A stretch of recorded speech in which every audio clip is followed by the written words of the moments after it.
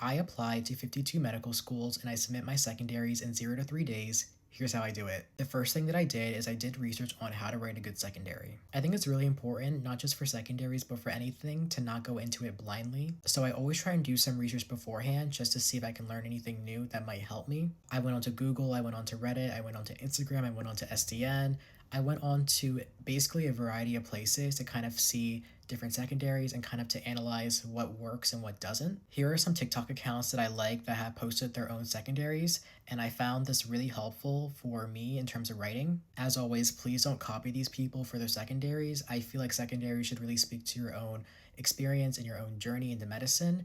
So it shouldn't really resemble what they wrote, but I think it was helpful for me to kind of see how should I be articulating certain ideas and making sure that I can succinctly describing what I wanted to describe without going over the word limit. The next thing that I did was I pre-wrote. So I didn't pre-write every single secondary because that would be a lot, but I did pre-write at least half of my secondaries, I would say. I first prioritized my top schools and then I kind of worked downward from there. And for the schools that I did do, I tried to group the questions by topic to see if there's any overlap. I think a common misconception for secondaries is that when you're writing, they have to be new ideas, and that is not true. I basically reiterated a lot of stuff from my primary application, but I would just offer new experiences, new details, new takeaways. And I think that's what you should do, unless explicitly noted, because I did have one secondary that said, please answer these questions, but don't like add something new, like don't refer to your primary application for this. So for that, I had to think about something new, but for all the other ones, I just took stuff from my primary application.